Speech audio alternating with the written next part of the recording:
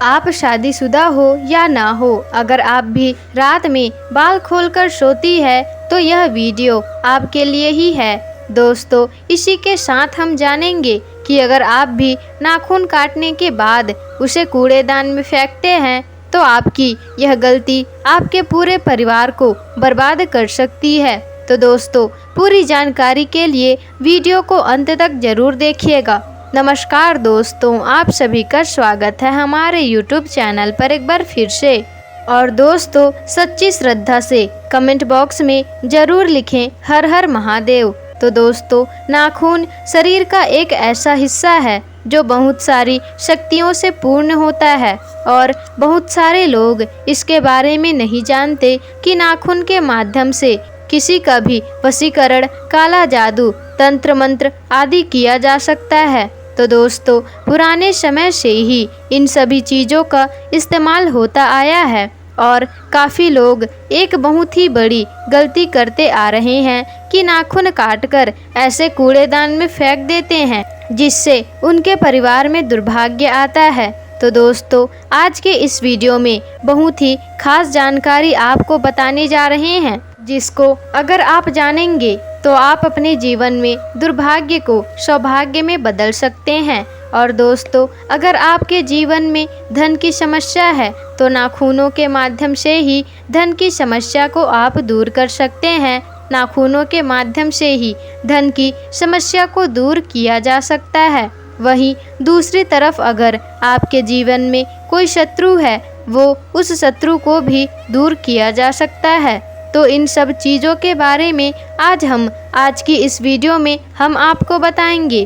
तो दोस्तों, आपको बता दें कि नाखून शरीर का एक ऐसा हिस्सा है जिसमें किसी भी व्यक्ति का ऑरा छिपा दिया जाता है। जी हाँ दोस्तों, काला जादू में नाखून के ही इस्तेमाल से किसी भी व्यक्ति के ऑरा को पकड़ लिया जाता है। नाखून का इस्तेमाल, बालों का इस्तेमाल निश्चित तौर पर इन्हीं कामों के लिए होता है।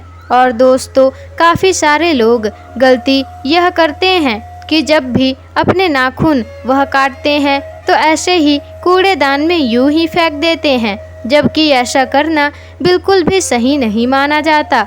ऐसा करना बिल्कुल ही गलत है दोस्तों, क्योंकि अपने नाखून को यदि आप कूड़ेदान में ऐसे ही फेंक देते हैं तो इससे आपका खुद का ही ऑरा खराब हो जाता है। और काफ़ी लोगों को बस इन्हीं बातों के बारे में पता ही नहीं होता, क्योंकि दोस्तों, नाखूनों को जैसे कूड़ेदान या फिर कचरे में फेंक देते हो तो बस इसका सीधा प्रभाव आपके जीवन पर पड़ने लगता है। अगर आप अपने नाखून कचरे में फेंकते हैं तो इससे आपका ऑरा बिगड़ जाता है, जैसे कि आपका मन खराब होने लगेगा, टेंशन होने लगेगी, आप डिप्रेशन में भी जा सकते हैं। दोस्तों, आपने बहुत बार देखा होगा कि सुबह कुछ सही होते हुए भी आपका किसी भी काम में मन नहीं लगता है। हो सकता है कि आपको बिना किसी बात के चिंता सताने लगी है, हर वक्त आपका मूड ऑफ होने लगा है। तो ऐसे में आपको समझ जाना चाहिए कि आपका ऑरा बिगड़ गया है। तो दोस्तों, कूड़ेदान में बहुत ज़्यादा सड़ी गली चीज़ें फेंकी हुई रहती है और अगर आप वहीं पर अपने नाखूनों को भी फेंक देते हैं और दोस्तों, इन्हीं सब चीज़ों का प्रभाव आपके औरों पर पड़ने लगता है दोस्तों, जिसके कारण मन में बेचैनी और डर लगने लगता है। तो अगली बार से आपको बिल्कुल ध्यान रखना है कि नाखून को कूड़ेदान में नहीं फेंकना है। अगर आपके जीवन में धन संबंधित समस्याएं हैं तो आप इस बात का ध्यान रखें कि जो खड़े वार होते हैं उस दिन नहीं काटते हैं। खड़ा वार का मतलब होता है मंगलवार और शनिवार, इन दिनों पर बिल्कुल भी नहीं काटने चाहिए आपको नाखून। दोस्तों, नाखून को काटने के लिए बुधवार और शुक्रवार का दिन ही चुनना चाहिए। और दोस्तों, किसी भी बरगद के वृक्ष में डाल दीजिए नाखून को काटकर। लेकिन बरगद का वृक्ष अगर आपके घर के आसपास नहीं है तो ऐसे में आप किसी भी पेड़ की जड़ में आप अपने नाखून काटकर डाल सकते हैं। जैसे कि आपने अपने घर में कोई भी पेड़ लगाकर उगा कर रखे हैं तो उसके जड़ में भी आप डाल सकते हैं। लेकिन इस बात का आप ध्यान रखें कि आपको कभी भी तुलसी की जड़ में नाखून को नहीं डालना है। और दोस्तों, शुक्रवार और बुधवार के दिन आपको ये काम करना है।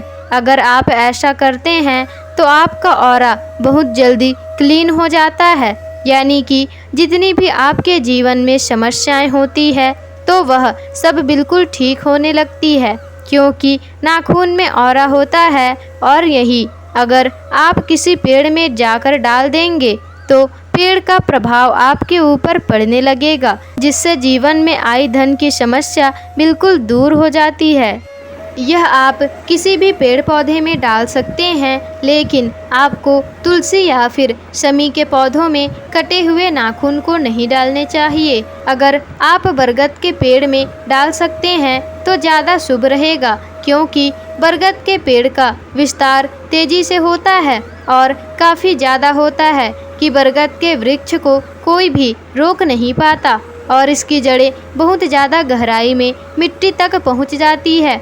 इसलिए अगर आप नाखून काटकर बरगद के पेड़ की जड़ में डालते हैं तो ज़्यादा शुभ माना जाता है। और दोस्तों, हमारे धर्म ग्रंथों में बालों के विषय में भी बहुत सारी बातें कही गई हैं। मनुष्य को अपने बाल को किस तरह रखना चाहिए और कब किस दिन कटवाना चाहिए, बालों को किस दिन धोना चाहिए और किस दिन नहीं धोना चाहिए, बालों को कितना लंबा रखना चाहिए, बालों से संबंधित क्या तांत्रिक कारण होते हैं, इन सभी विषय के बारे में हमारे शास्त्रों में महत्वपूर्ण जानकारियाँ दी गई है। तो चलिए अब जान लेते हैं कि महिलाओं को अपने बाल से संबंधित किन विशेष नियमों का पालन करना चाहिए। तो दोस्तों, पहली बात, हिंदू धर्म में सप्ताह का प्रत्येक दिन किसी न किसी भगवान को समर्पित होता है और हर दिन के कुछ नियम अवश्य बनाए गए हैं। इसी तरह बाल कटवाने से संबंधित भी कुछ नियम होते हैं जो हर दिन के हिसाब से अलग अलग होते हैं। मंगलवार मंगल देवता को समर्पित होता है। ऐसी मान्यता है कि मंगलवार को बाल कटवाना मंगल की स्थिति खराब होती है इससे, और व्यक्ति की आयु भी घटने लगती है। तो दोस्तों, गुरु का संबंध गुरु ग्रह से होता है। ऐसा माना जाता है कि इस दिन बाल कटवाने से अशुभ फलों की प्राप्ति होती है और मान सम्मान और धन की हानि भी होती है, क्योंकि गुरुवार माता लक्ष्मी और भगवान विष्णु का दिन होता है। इसलिए इस दिन बाल नहीं कटवाने चाहिए। शनिवार के दिन भूल से भी बाल नहीं कटवाने चाहिए, क्योंकि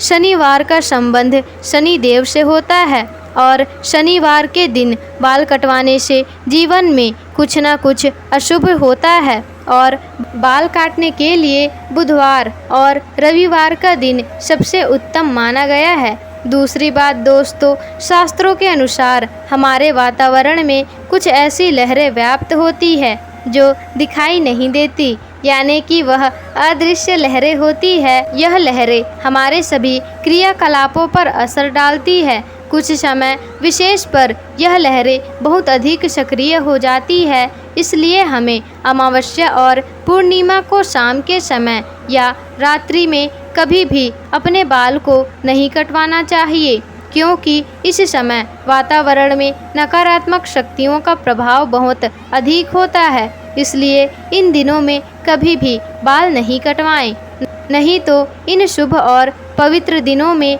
हम पर अशुभ काम करने का पाप लगता है। और दोस्तों, यहाँ तक कि कभी भी अपने जन्म दिवस पर भी बाल नहीं कटवाने चाहिए।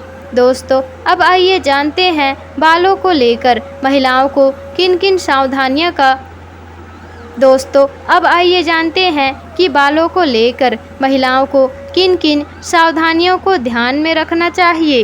तो दोस्तों, पहली बात है घने काले लंबे और मजबूत बाल और सुंदर। दोस्तों, किसी भी स्त्री के आभूषण होते हैं। प्राचीन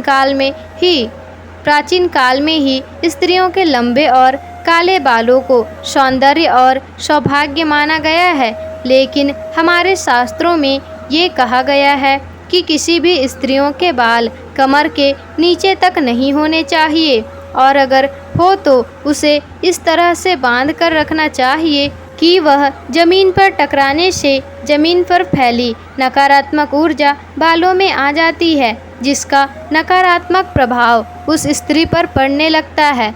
दोस्तों, स्त्रियों को अपने बालों को हमेशा स्वच्छ रखने चाहिए। इसके पीछे धार्मिक कारण ये भी है कि बाल स्वच्छ रखने से सर में खुजली नहीं होती और सर में हमेशा खुजली करते रहने से यह बेहद अशुभ फलदायी होता है और यह दुर्भाग्य को निमंत्रण भी देता है। लेकिन दोस्तों, शास्त्रों में मासिक धर्म के 3 दिनों तक बालों को धोना वर्जित बताया गया है, तो इस बात का ध्यान रखें। और दोस्तों, वैज्ञानिक दृष्टि से भी देखा जाए तो मासिक धर्म के दौरान हमारा शरीर बहुत कमज़ोर हो जाता है। इस समय कोई भी ऐसा काम नहीं करना चाहिए जिसमें अधिक ऊर्जा की आवश्यकता होती है।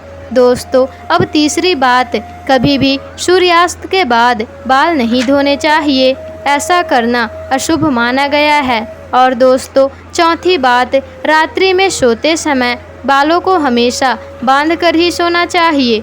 बालों को खुला रखकर सोने से हमारे सर में नकारात्मक ऊर्जा का प्रभाव होता है और ऐसा करने से महिला का सौभाग्य दुर्भाग्य में पूरी तरह बदल जाता है और ऐसे घर में दरिद्रता भी आती है। दोस्तों, अब पांचवी बात, बालों को सुलझाते समय जो बाल का गुच्छा निकलता है उसे अच्छे से फेंके। उसे यहाँ वहाँ फेंकना बिल्कुल नहीं चाहिए। इसका कोई भी दुरुपयोग कर सकता है, इसलिए महिलाओं को अपने बालों का ध्यान रखना चाहिए। तो दोस्तों, आपको यह वीडियो कैसी लगी हमें कमेंट बॉक्स में ज़रूर बताइएगा। और अगर आप हमारे चैनल पर नए हैं तो चैनल को सब्सक्राइब करके बेल आइकन ज़रूर ही प्रेस कर दीजिएगा, ताकि ऐसी ही जानकारी वाली वीडियो आपको आगे भी मिलते रहे।